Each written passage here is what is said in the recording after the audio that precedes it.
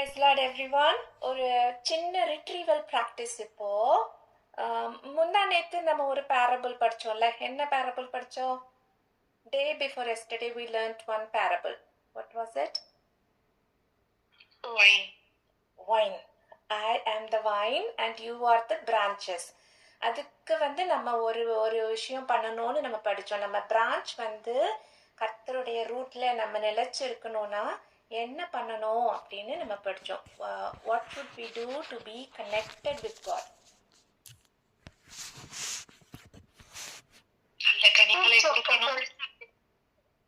நல்ல கனி கொடுக்கணும்னு ஒருத்தவங்க சொன்னாங்க. இன்னொரு ஆன்சர் என்னது? Fruits of the Holy Spirit. Fruits of the Holy Spirit. அதுக்கு இன்னும் பேசிக்கா ஒரு ரூட் காஸ் இருக்கு. One word. One sentence. We should be abiding in Christ. Very good Jenny. Abiding in Christ நம்மள ஆண்டவரோட நம்ம நிலைச்சு இருக்கிறதுக்கு கனி கொடுக்கிறதுக்கு மெயினா நம்ம பண்ண வேண்டியது abiding in Christ. ஓகேயா? ஸோ அதுக்கு ஆண்டவர் நம்ம குவாலிஃபைடா இல்லைனாலும் நம்மளை கூப்பிட்டு நம்மளை குவாலிஃபை பண்ணி நம்மளை பயன்படுத்துவாங்க அப்படின்னு பார்த்தோம். நம்ம நேத்து ஒரு பேரபிள் பார்க்கல, ஒரு அனாலஜி, ஒரு 4 verses ஸ்டோரி, ஒரு சின்ன ஸ்டோரி, ஒரு ஸ்டோரி கிடையாது ஆக்சுவலி, அது ஒரு அனாலஜி. அது நம்ம பேரபிள்னா என்னது, அனாலஜினா என்னதுன்னு பார்த்தோம். பேரபிள்னா ஒரு simple story with a spiritual meaning. Analogy ஒரு ஸ்டோரி இருக்கணும்னு தேவையில்லை, but it's a comparison for better understanding அப்படின்னு பார்த்தோம். அது என்ன கதை? அது நேற்றுக்கு பார்த்தது யாருக்கு ஞாபகம் இருக்கு? What was it? Children in the marketplace. அதுல நம்ம ஒரு விஷயம் நம்ம கத்துக்கிட்டோம். அது என்னது? அது wisdom is known by her. Wisdom is known by her main cause, not to the opinion of critics. அது known by, அதுவும் அதேதான், அந்த ஃபர்ஸ்ட் பேரபிளோட கண்டினியூஷன் மாதிரி தான் வரும். கனிகள்னால தான் அறியப்படும். ஓகேயா? ஸோ இன்னைக்கு ஒரு ரொம்ப நல்ல பேரபிள், ரொம்ப ரொம்ப ரொம்ப மீனிங்ஃபுல்லான ரொம்ப அழகான ஒரு பேரபிள் ஏசப்பா சொல்லி கொடுத்துருக்காங்க. அது லூக் சாப்டர் 19 verse 11 to 27ல இருக்கு. The master and his servants. Okay, master and his servants. ஒரு மாஸ்டர் ஒரு 10 சர்வன்ட்ஸை கூப்பிட்டு எல்லாருக்கும் ஒன் மீனா கொடுக்குறாங்க. ஓகே, நான் வெளியில போயிட்டு வரேன், நீங்க இதை வச்சு ஒர்க் பண்ணுங்க அப்படின்னு சொல்லி கொடுத்துட்டு போறாங்க. அது ஒரு சர்வெண்ட் அந்த மாஸ்டர் ரிட்டர்ன் ஆகி வரும்போது, நீங்க கொடுத்த 1 நான் இப்ப 10 ஏர்ன் பண்ணியிருக்கேன், 10 மினாஸா இருக்கு அப்படின்னு சொல்லும் போது அந்த மாஸ்டர் ஓகே, நீ ஒரு 10 சிட்டிஸ்க்கு அத்தாரிட்டியா நான் உன்னைய போடுறேன் அப்படின்னு சொல்லிட்டாரு. செகண்ட் சர்வெண்ட் சொன்னா, நீங்க கொடுத்த 1 மினா எனக்கு 5 மினாஸா நான் ப்ராஃபிட் பண்ணியிருக்கேன் அப்படின்னு சொன்ன உடனே அந்த மாஸ்டர் சொன்னாரு, ஓகே, அப்ப நான் உன்னைய 5 சிட்டிஸ்க்கு அத்தாரிட்டியா நான் போடுறேன் அப்படின்னு சொன்னாங்க.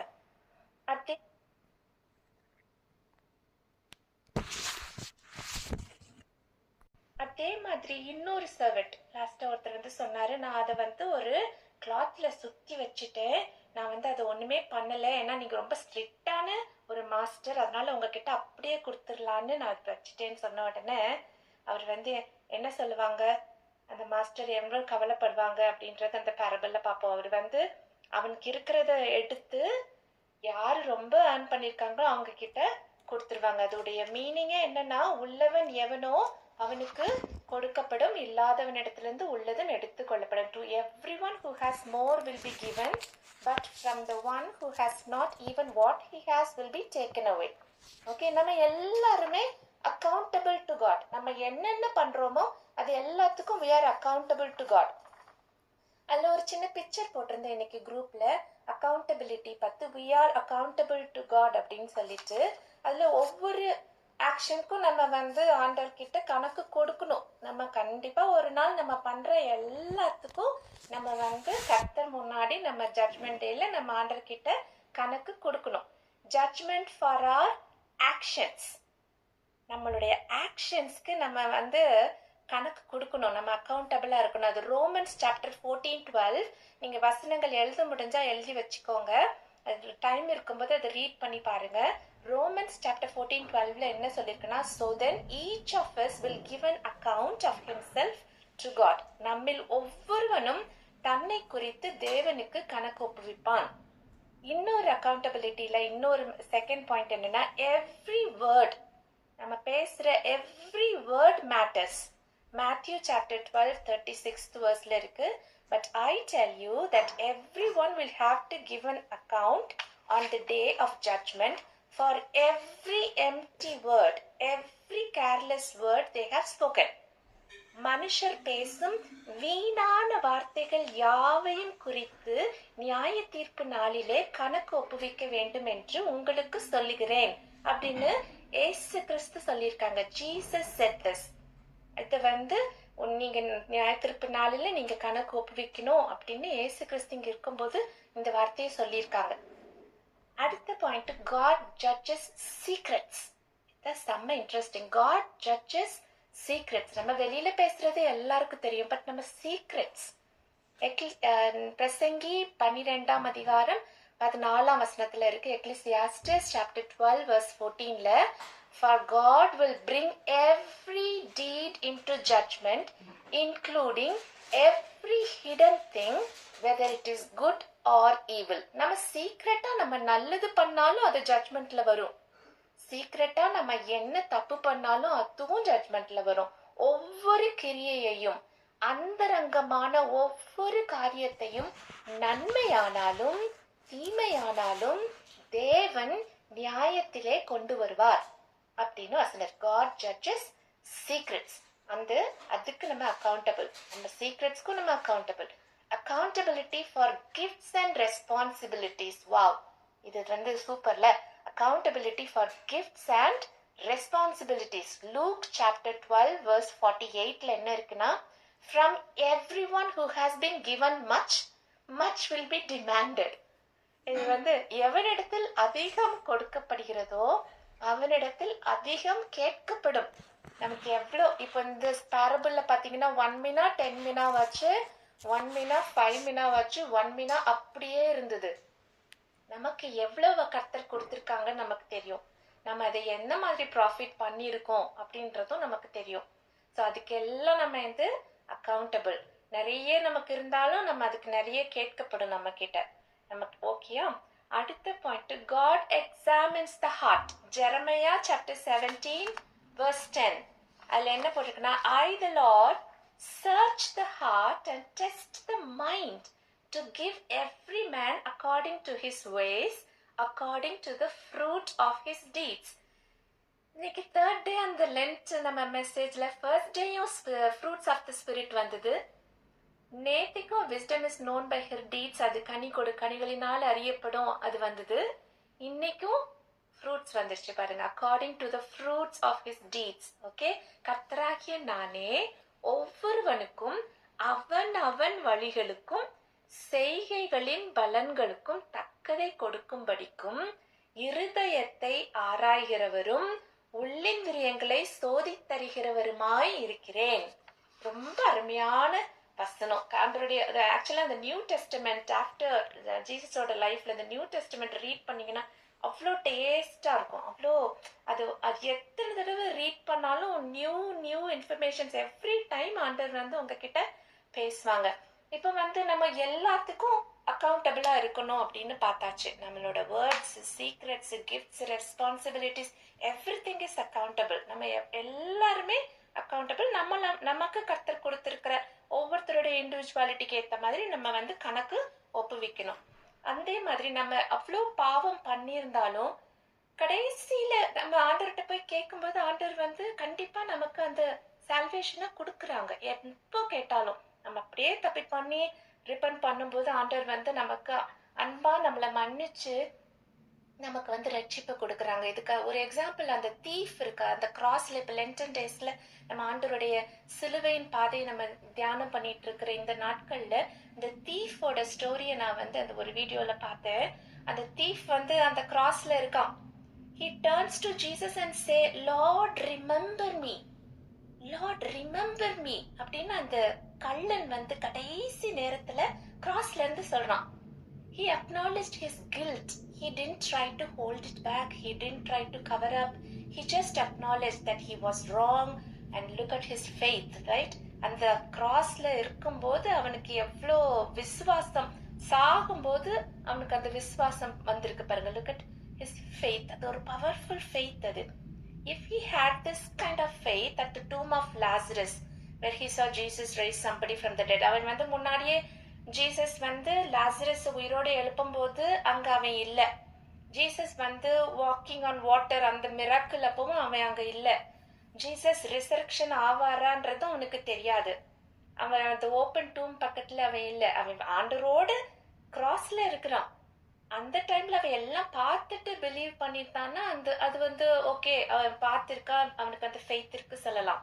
பட் எதுவுமே பார்க்காம he said, Lord, remember me when you come into your kingdom. But to see Jesus on the cross, dying and covered with blood, his hair matted with blood, and to see him dying in that condition, to have faith that this one in the center cross was coming into heaven, into his kingdom, and asking him to remember him, that took one of the greatest acts of faith in all the Bible. I should say this. இந்த பைபிள்ல இருக்கிற எல்லா faithful ஸ்டோரிஸ்லயும் இந்த thief வந்து கடைசி நேரத்துல ஆண்டவர் அப்படி ஒருத்தர் சாக போறாரு. அவர் முகமெல்லாம் பிளட், அவர் முடியெல்லாம் பிளட், அவர் ஃபுல்லாவே பிளட்டா கவர் ஆயிருக்கிறாரு, அவர் சாக போறாருன்னு தெரியும். அப்போ இந்த தீஃப் வந்து அவரோட கிராஸ்ல இருக்கிறான். அப்பா ஏசப்பா பார்த்துட்டு, என்ன நீங்க நினைச்சுக்கோங்க, ரிமெம்பர் மீ அப்படின்னு அவன் வந்து கேட்கிறான். அது வந்து ரொம்ப ஒன்றும் பயங்கரமான மொமெண்ட் இல்லை. He believed at that moment, at that terrible and awful moment, he believed that Jesus Christ was headed toward a kingdom and he wanted to be in that kingdom. He wanted to be saved. அவனோட prayer பாருங்களேன். Look at his prayer. It is very short prayer. Just a single sentence தான், ஒரு சின்ன sentence. It was very humble. He didn't say, Lord, I want a big place in your kingdom. Lord, how about taking me with you? அப்படியெல்லாம் ஒன்றும் இல்லை. He said, just remember me, Lord. Remember me, Lord. And notice how earnest it was. Lord, remember me. Do you know Jesus Christ personally? நீங்க பர்சனலா நீங்க Jesus கிரைஸ்டோட நீங்க feel பண்ணிருக்கீங்களா? Have you ever said, Lord, remember me? Have you ever said, Lord, I'm such a sinner, Lord, remember me? என்னைக்காவது கேட்டிருக்கீங்களா? நம்ம எல்லாருமே, all of you that know a lot about Jesus, many of us that know the Bible backwards and forwards, எல்லாம் நல்ல ஆண்டருக்குள்ள இருக்கிறோம். But do you really know Jesus Christ yourself personally? Do you know him? But in the momentல நான் சொல்றேன், if you don't know, this is the right moment. You can know him tonight. You can say like the thief on the cross, Lord, remember me. என்னை நினைச்சுக்கோங்க கர்த்தாவே, என்னை ஞாபகம் வச்சுக்கோங்க. நான் இங்க இருக்கிறேன். ஒரு சர்ச்சுக்கு போனீங்கன்னா, லார்ட், ஐ எம் ஹியர், நான் வந்திருக்கேன், உங்க தேவாலயத்துக்கு வந்திருக்கிறேன், என்னை ஞாபகம் வச்சுக்கோங்க. And what was Christ's answer? யாராவது சொல்லுங்க, என்ன சொன்னாங்க? What an answer he gave.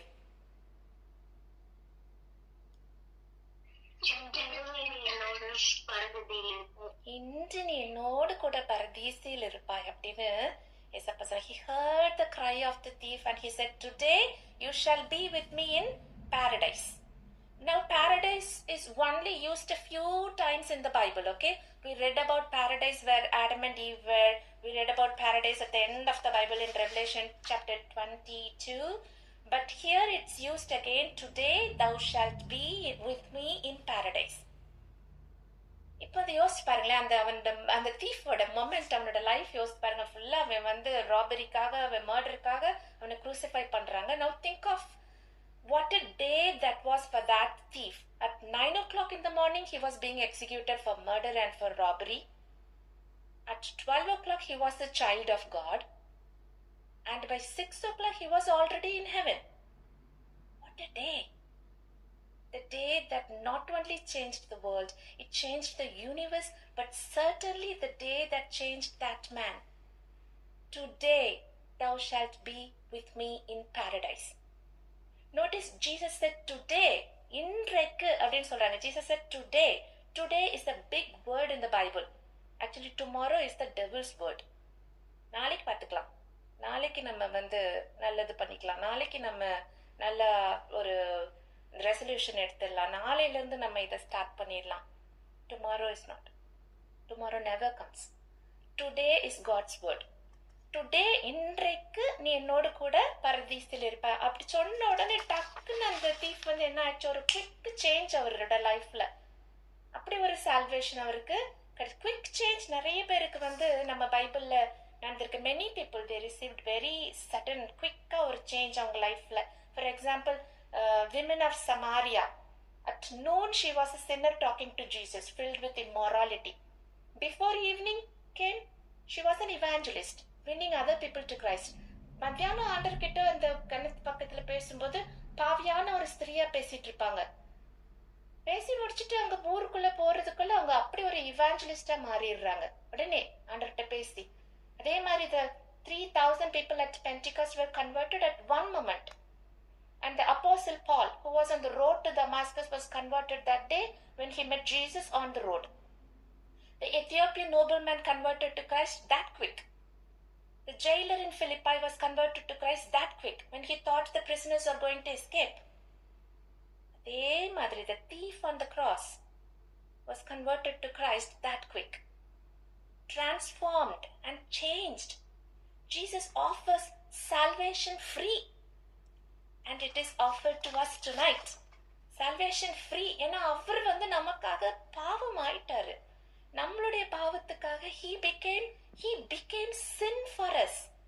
He was executed for us. ஸ்பெஷலா இந்த 40 daysல நம்ம அவருடைய பாடுகளை பத்தி நம்ம மெடிடேட் பண்ணும்போது he took our judgment and our hell. He took everything on him.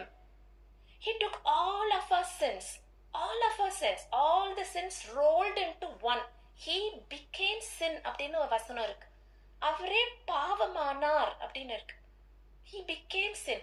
The suffering of Jesus Christ is not only physical ma. அவர் பிசிக்கலா suffer மட்டும் பண்ணல. He suffered physically, correct தான். That's a terrible death to die, but his real suffering was spiritual. Can you imagine the holy, righteous Son of God that had never had an evil thought, that had never committed a sin, suddenly becoming sin itself, becoming guilty of murder, becoming guilty of immorality, becoming guilty of my sin, becoming guilty of your sins. He became sin for us. இந்த டைம்ல அதை நம்ம யோசிச்சு பார்க்கலாம். நம்ம மேல அவர் எவ்வளோ அன்பா இருந்தாருன்னா, நம்மளை எவ்வளோ நேசிச்சிருந்தாருன்னா அவர் அந்த இதை சூஸ் பண்ணியிருப்பாரு, சிலுவை மரணத்தை.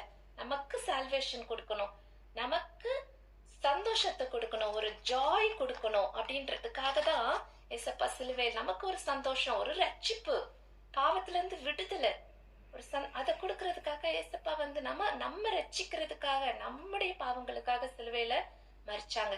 ஜாய் சொல்லும் போது எனக்கு ஒண்ணு ஞாபகம் வருது. ஹாப்பினஸ்க்கும் ஜாய்க்கும் ஒரு டிஃபரன்ஸ் இருக்கு. நமக்கு ஜாய் கர்த்தரால மட்டும் தான் கொடுக்க முடியும். ஹாப்பினஸ் அண்ட் ஜாய்க்கு ஒரு டிஃபரன்ஸ் இருக்கு. யாருக்காவது சொல்ல தெரியுமா? What is the difference between these two words, happiness and joy? தெரியுமா? நானே சொல்லிடுவா. Joy everlasting, happiness is momentary. Correctமா. Joyனா it's an ongoing thing. அஞ்சலி சொன்ன மாதிரி everlasting thing. ஜாய் ஒரு டைம் இருக்கும், இன்னொரு டைம். ஜாய்னா அது எப்பவுமே அது ஆன்கோயிங் திங். ஹாப்பினஸ் நம்ம ஒரு காரியம் பண்ணும் போதோ, நம்ம ஒரு ரிசல்ட் ஏதாவது ஒரு நல்ல அந்த டைம்ல ஒரு சந்தோஷம் இருக்குல்ல, அது happiness. Joy it's an ongoing thing. இதுல அதுக்கு ஒரு இது அது கர்த்தராலதான், கர்த்தருக்குள்ளதான் நம்ம சந்தோஷமா இருக்க முடியும். கர்த்தராலதான் நமக்கு அந்த ஜாய் கொடுக்க முடியும். இதுல ஒரு சென்டென்ஸ், ஒரு ஃப்ரேஸ் சொல்லணும்னு நினைச்சேன். இது trust is nothing without proof, love is nothing without action, give is nothing without heart, hope is nothing without effort, sorry mean nothing without change, life is nothing without joy. Life is nothing without joy and peace. அது வந்து கர்த்தரால தான் நமக்கு கொடுக்க முடியும், ஒரு constant Joy. அது வந்து யாராலுக்கு நம்ம வந்து நினைக்கலாம் நம்ம குழந்தைங்க வந்து நமக்கு கான்ஸ்டன்ட் ஜாய் அப்படின்னு. இல்ல, if your children are your Joy, I say to you sooner or later they'll get married and they leave the parents. உங்க அம்மா அப்பா தான் உங்களுக்கு ஜாய் அப்படின்னு நீங்க நினைச்சீங்கன்னா அதுவும் இல்ல. If your parents are your joy, sadly they will pass on as well. Everything shifts, everything changes, but there is one who doesn't change அப்படின்னா that's the Lord. Do you want constant joy? It can only come when your source is Jesus. Jesus வந்து அவருடைய disciples எல்லாம் ரெண்டு பேரா வந்து ஒவ்வொரு ஊருக்கா அனுப்புவாங்க.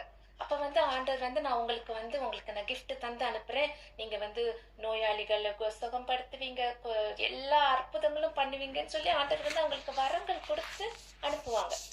Remember when the disciples went for such a successful mission trip? அது ஒரு நல்ல ஒரு சக்சஸ்ஃபுல்லா மிஷன் ட்ரிப். நிறைய சுகமாக்குவாங்க, விடுதலை பேய்கள்லாம் விரட்டுவாங்க.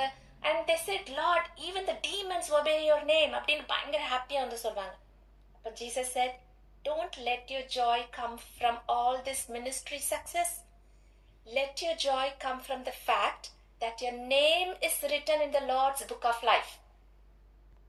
நம்மளுடைய பெயர் ஆண்டவருடைய புத்தகத்துல எழுதி இருக்குதுன்ற சந்தோஷம் இருக்குல்ல, அந்த மாதிரி வேற எந்த சந்தோஷமா இருக்கு. Let your joy come from the fact that you are known by God. ஏசப்பாக்கு நம்மளுக்கு தெரியும், கர்த்தர் நம்மள உள்ளங்கைகள்ல வரைஞ்சி வச்சிருக்காங்க. அந்த ஃபேக்ட் இருக்குல்ல, அதை வச்சு நம்ம சந்தோஷப்படணும். Not our ministry success, not our job, not our husband, not our status, not our qualification, not our children. It is the Lord. The Lord is our source of joy. Okay? அது மட்டும் ஞாபகம் வச்சுக்கோங்க. Only thing, Lord, remember me. Lord, just remember me. அது உங்க ஜெபமா இருக்கட்டும். Because we are accountable. Okay, நம்ம வந்து accountable. The Bible says that there is coming a day when He is going to judge the whole world, and we will stand before God at the great judgment. We are going to stand before God alone and give an account of what we did and how we lived our life. இந்த வசனத்தை சொல்லி முடிக்கலாம். The Lord bless you and keep you.